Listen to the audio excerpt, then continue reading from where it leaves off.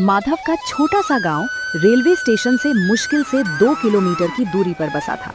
गांव के ज्यादातर लोग खेती मजदूरी करके ही अपना घर चलाते थे, लेकिन माधव के पास अपनी जमीन नहीं थी, इसलिए वो दूसरों के खेतों में पसीना बहाता था।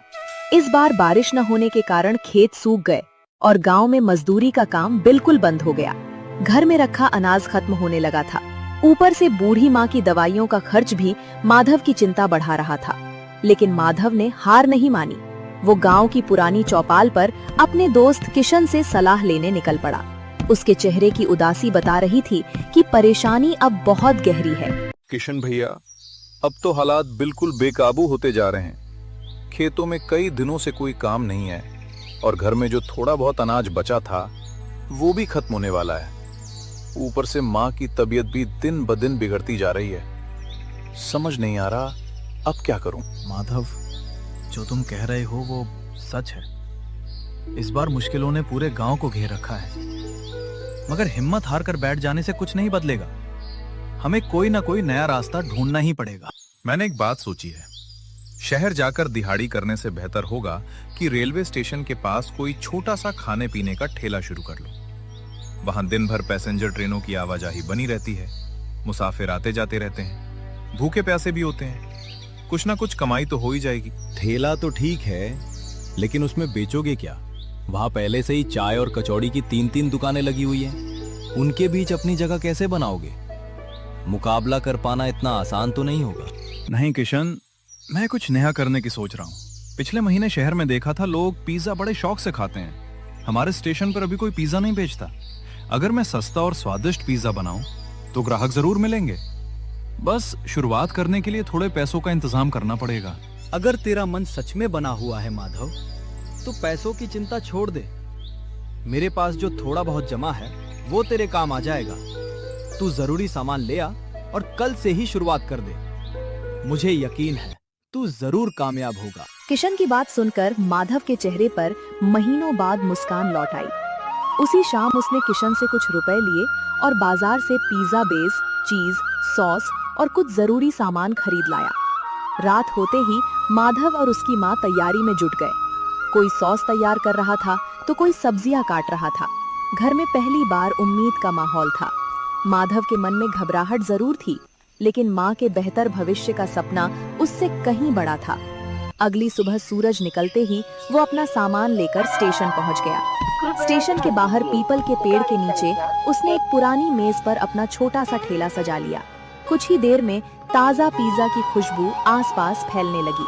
तभी वहां जग्गू पहुंचा, जो वर्षों से स्टेशन पर चाय बेच रहा था। माधव का नया काम देखकर उसके चेहरे का रंग बदल गया। ओ भाई, ये क्या नई दुकान खोल ली? कल तक तो तुम्हें किसी ने देखा भी नहीं था और आज स्टेशन के बाहर पूरा होटल सजा लिया। भैया, होटल कहाँ, बस 2 वक्त की रोटी कमाने की कोशिश कर रहा हूँ। कोशिश तो सब करते हैं, लेकिन स्टेशन पर दुकान चलाना इतना आसान नहीं होता। यहाँ ग्राहक बनाना पड़ता है। सही कहा आपने। इसलिए मैं भी मेहनत से लोगों का भरोसा जीतना चाहता हूँ। और ये क्या बेच रहे हो? देसी मसाला पिज्जा है भैया। सोचा स्टेशन पे कुछ नया ट्राई किया जाए। पिज्जा इस छोटे से स्टेशन पर? यहाँ लोग चाय और समोसा खाते हैं, ये शहर वाली चीजें नहीं। हो सकता है भैया, लेकिन कोशिश करने में क्या बुराई है? ठीक है, देखते हैं तुम्हारी ये कोशिश कितने दिन चलती है।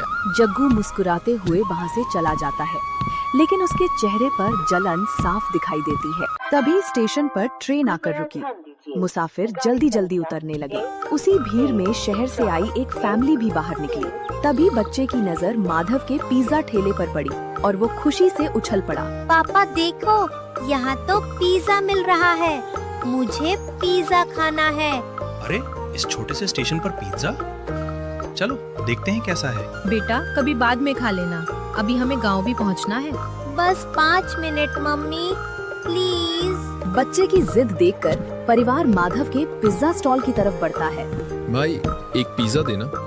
वैसे ये आइडिया तुम्हारे दिमाग में कैसे आया? माधव तुरंत ताजा पिज्जा बनाकर बच्चे और उसके परिवार को देता है। साहब, सोचा लोगों को कुछ नया स्वाद दिया जाए। वाह पापा, ये तो हमारे घर वाले पिज्जा से भी ज्यादा टेस्टी है। भाई, तुम्हारा फ्यूचर बहुत ब्राइट है। स्वाद भी अच्छा है और सोच भी। दूर खड़ा जग्गू ये सब चुपचाप देख रहा था। परिवार की खुशी देखकर उसके चेहरे पर जलन साफ दिखने लगी और वो धीरे धीरे बड़बड़ाने लगा। ये कैसे हो सकता है? आज पहले ही दिन इतनी तारीफ। फैमिली की तारीफ सुनकर आसपास के मुसाफिर भी माधव के ठेले पर रुकने लगे। कोई खुशबू से खिंचा चला आया तो कोई पिज्जा देखकर। देखते ही देखते माधव की बिक्री तेजी से बढ़ने लगी। शाम हो चुकी थी। माधव के ठेले पर दिन भर भीड़ लगी रही और अब उसका लगभग सारा पिज्जा बिक चुका था।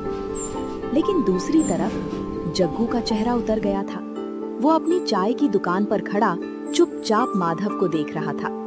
उसके सामने ग्राहक कम होते जा रहे थे और माधव के ठेले पर लोगों की भीड़ लगातार बढ़ती जा रही थी। जग्गू ने गुस्से में अपनी मुट्ठी भींची और धीमे से बोला, आज लोग तेरे पिज्जा की तारीफ कर रहे हैं ना माधव, तो कर लेने दे, लेकिन याद रख ये खुशी ज्यादा दिन नहीं टिकने वाली।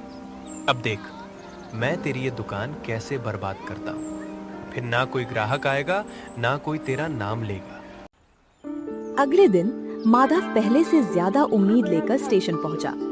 लेकिन जैसे ही उसने अपना ठेला लगाया, स्टेशन पर अचानक हलचल मच गई। माधव कुछ समझ पाता उससे पहले ही एक रेलवे कर्मचारी तेज आवाज में बोला, सुनो, सब लोग ध्यान से सुनो। आज स्टेशन के बाहर बिना अनुमति कोई भी ठेला नहीं लगेगा। ऊपर से जांच आने वाली है, इसलिए जिसे भी अपना सामान हटाना है तुरंत हटा लो। ये सुनते ही माधव के चेहरे की खुशी पल भर में गायब हो गई। उसके पास सामान भी तैयार था और ग्राहक भी धीरे धीरे आने लगे थे। लेकिन अब कमाई शुरू होने से पहले ही उसका ठेला हटाने की बात हो रही थी। दूर खड़ा जग्गू ये सब देखकर हल्का सा मुस्कुराया। उसे लगा जैसे किस्मत खुद माधव के खिलाफ हो गई हो। उधर माधव की घबराहट बढ़ती जा रही थी। उसने अपने तैयार सामान की तरफ देखा, फिर आने वाले ग्राहकों की तरफ। आखिर में वह हिम्मत जुटाकर रेलवे कर्मचारी के पास गया। माधव ने हाथ जोड़कर कर्मचारी से विनती की, साहब मैं गरीब आदमी हूँ, घर में बूढ़ी माँ है, बस 2 वक्त की रोटी के लिए ये काम शुरू किया है। मैं सफाई रखूंगा, रास्ता नहीं रोकूंगा, लेकिन आज का सामान खराब हो गया तो मेरा बड़ा नुकसान हो जाएगा। कर्मचारी ने सख्त आवाज में कहा, बात गरीबी की नहीं, नियम की है।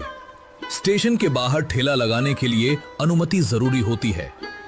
अगर यहाँ गंदगी मिली या रास्ता रुका तो तुम्हारा ठेला तुरंत जब्त कर लिया जाएगा। माधव चुप हो गया। तभी वही शहर से आई फैमिली वहाँ पहुंची। बच्चे ने माधव को उदास देखा और अपने पापा से बोला, पापा ये वही पिज्जा वाले अंकल है। कल इन्होंने कितना अच्छा पिज्जा खिलाया था, आज ये इतने उदास क्यों है? उसके पापा ने भी आगे बढ़कर कहा, साहब हमने कल इनका पिज्जा खाया था, स्वाद भी अच्छा था और सफाई भी पूरी थी। ऐसे मेहनती आदमी को एक मौका जरूर मिलना चाहिए। आप चाहें तो इनका ठेला देख सकते हैं, यहाँ कोई गंदगी नहीं है। धीरे धीरे वहाँ खड़े बाकी मुसाफिर भी माधव के पक्ष में बोलने लगे। हाँ साहब, ये लड़का ईमानदारी से काम करता है। रेलवे कर्मचारी ने माधव की तरफ देखा और बोला, ठीक है, मैं तुम्हें एक मौका देता हूँ, लेकिन याद रखना यहाँ गंदगी नहीं होनी चाहिए, ग्राहकों का रास्ता भी बंद नहीं होना चाहिए।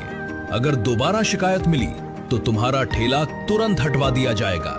साहब मैं वादा करता हूँ मेरी वजह से किसी को कोई परेशानी नहीं होगी और ना ही स्टेशन पर कोई गंदगी होगी। ये सब देखकर जग्गू अंदर से हिल गया। वो समझ गया कि माधव को गिराना आसान नहीं है, क्योंकि माधव के साथ उसकी मेहनत और लोगों का भरोसा खड़ा है। माधव ने अपने ठेले के पास एक छोटा सा डस्टबिन रखा। धीरे धीरे स्टेशन पर माधव का नाम फैलने लगा। जग्गू भी अब समझ चुका था कि दूसरों की सफलता से जलने से बेहतर है अपने काम को बेहतर बनाना। कुछ दिनों बाद जग्गू माधव के पास आया और बोला, माधव तेरे पिज्जा के साथ मेरी चाय चलेगी? उस दिन से दोनों की दुकानें साथ साथ चलने लगी। माधव का पिज्जा और जग्गू की कुल्हड़ चाय उस छोटे से स्टेशन की नई पहचान बन गए। दूसरों की सफलता से जलने वाला इंसान हमेशा पीछे रह जाता है, लेकिन जो अपनी गलती समझकर खुद को सुधार लेता है वही सच में आगे बढ़ता है।